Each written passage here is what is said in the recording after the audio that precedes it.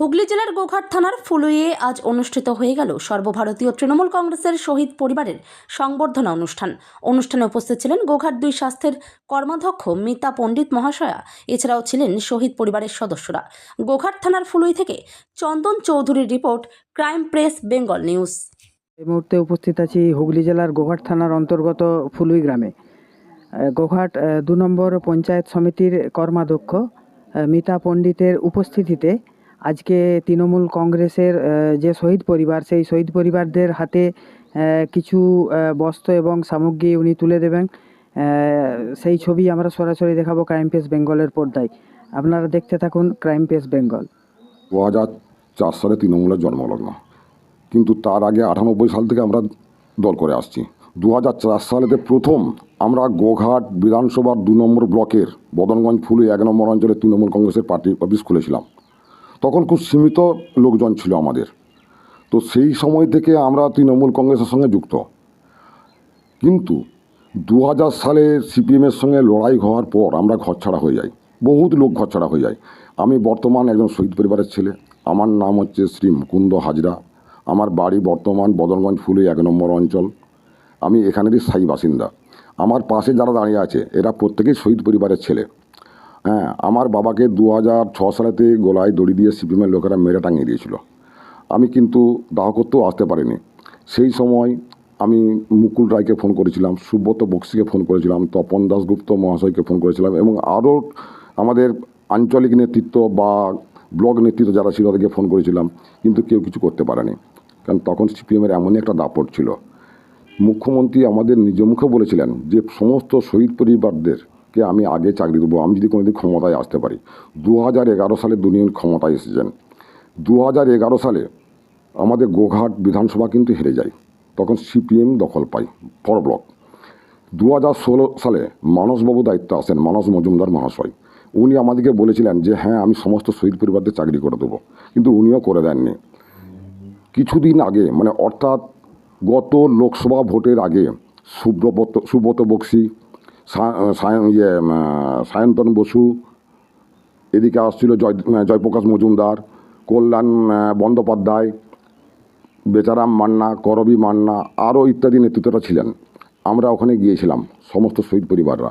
সুব্রত বক্সি মহাশয়কে বলি, দাদা আমাদের চাকরিগুলোর কি ব্যবস্থা করলেন? না, তোমাদের সব চাকরিতে দিয়ে দিয়েছি, কারো চাকরি তো বাকি নেই। আর তাহলে আবার চাকরিগুলো কোথায় গেল? চাকরিগুলো কে বিক্রি করে খেলো, নাকি চাকরিগুলো কাউকে দিয়ে দিল? কে করলো? জেলার নেতা, না ব্লক নেতা, নাকি রাজ্য নেতা, নাকি অঞ্চল নেতা? দল তদন্ত করে দেখুক।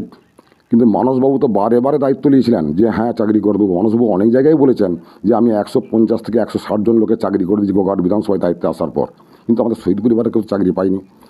আমরা দলের কাছে একটা আবেদন এবং নিবেদন রাখবো যে আমাদের যেন প্রতি 5টি শহীদ পরিবারের চাকরি আগামী 26শে বিধানসভার আগে দেওয়া হয় সরকারিভাবে।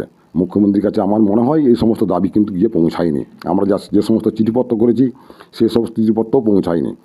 আমি আপনাদের হাতে সমস্ত কাগজপত্র তুলে দিলাম এবং শুধু তাই না, আমরা মুখ্যমন্ত্রীকে আজকে চিঠিও করেছি কালীঘাটের ঠিকানাতে। এর আগেও ইমেল করেছি, কোনো রেসপন্স পাইনি। দেখি যদি আমাদের দিকে মুখ ফিরে তাকান।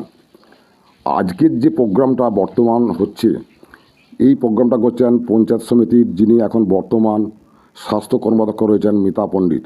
উনি আমাদেরকে সম্বর্ধনা দিচ্ছেন এবং আমাদেরকে একটা আশা নিয়ে আসেছেন যে দেখি যদি কিছু করতে পারি শহীদ পরিবারদের জন্য। আপনার নাম? আমার নাম মুকুন্দ হাজরা। আপনার পরিচয়? আমার পরিচয়, আমি তৃণমূল কংগ্রেস পার্টি করি, কিন্তু এতটুকু দলের কাছে কোনো সম্মানটুকুও পাইনি। আজকে গোঘাট 2 নম্বর ব্লকের তৃণমূল কংগ্রেসের শহীদ পরিবারে যারা উপস্থিত হয়েছেন তাদেরকে কি বার্তা দিতে চাইছেন আপনি?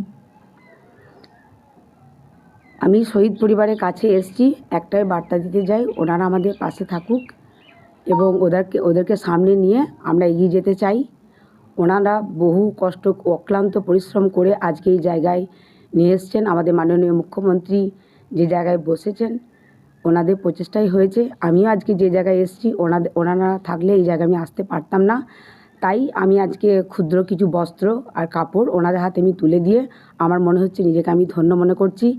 এবং আমার পাশে ওনারা যারা আছেন তারা সকলেই শহীদ পরিবারের এক একজন ব্যক্তি, তাই আমি ওনাদের কাছে পাশে থাকতে চেয়েছি। অনেক শহীদ পরিবারেরই তো চাকরি হয়ে গেছে, এই ব্যাপারে কি বলবেন? দেখুন, খবরে এইসব জায়গায় আমাদের কাকু অনেক জায়গাতে এসব বলেছেন, হয়তো সেইভাবে আমাদের দিদির কানে হয়তো এটা বার্তাটা সঠিকভাবে পৌঁছায়নি, বা দিদি হয়তো এটা জানলে নিশ্চয়ই এদের ব্যবস্থা কিছু করবেন। আর আমার মনে হয় আগামী দিনে আমাদের আরামবাগের যে নেতৃত্বগণ আছেন বা যারা এসব পরিচালনা করছেন, নিশ্চয়ই তাদেরকে আমরা বলবো যে এনাদের জন্য কিছু করতে, কারণ এনাদের কিছু করতে পারলে তারাও ধন্য হবে এবং আমাদের আরও আগামী দিনে পথ আরও ভালো হবে, আগামী বিধানসভা পথ আরও ভালো হতে পারে।